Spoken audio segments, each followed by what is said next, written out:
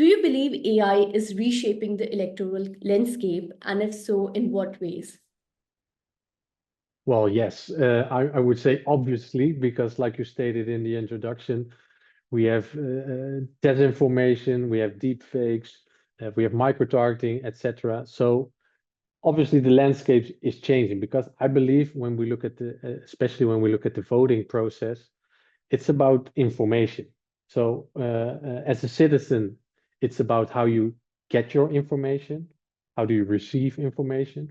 For political parties, it's about how do you send out the information, how do you create information, and it's a dialogue now. So that's a big change when it was just about radio or just pamphlets or etc.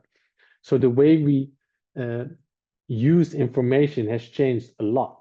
I mean, in the early days, we just looked into some party programs, and then we looked at the news, and maybe there was a debate on television. But now politicians are really close because in the early days there was a gap between politicians and citizens, and you couldn't really talk to them or address them or connect with them or interact with them. But now it's like hyper nearby. I mean, when you go to X or you go to Facebook or you go to other platforms, you can just ask a question, you can just react, you can just say, I disagree. And people, in my opinion, have become a little overconfident.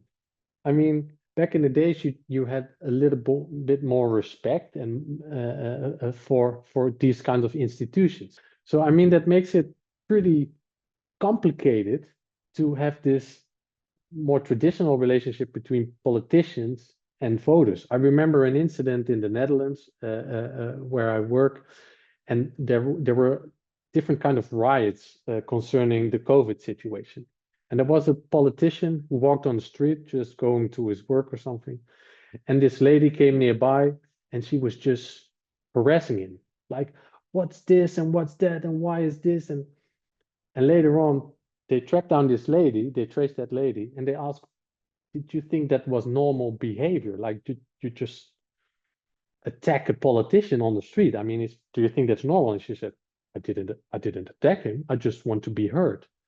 And then I was like, wow. So if in the Netherlands we have like 18 million people now, and let's say 11 or 12 million people can vote, that would mean that all those millions of people can just address politicians and expect to be heard. I mean, that's kind of crazy. And now that's just with the internet and social media. But now with AI, you can create all these other types of content.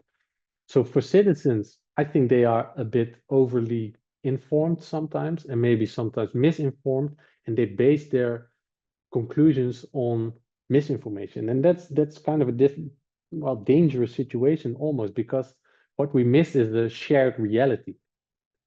Like before, you have had a discussion about the solution of a problem, and you can disagree. That's all good, and that's why there are multiple parties in the Netherlands, so you can choose and vote. But now people are disagreeing about the problem itself. So if you are like, there's no climate change, how can you work towards a solution? Or if you would say COVID is a hoax, how can you work towards a solution and stay healthy? I mean, that's really difficult. And I do believe that this new landscape of information technology, especially with AI, has made this a lot more complicated.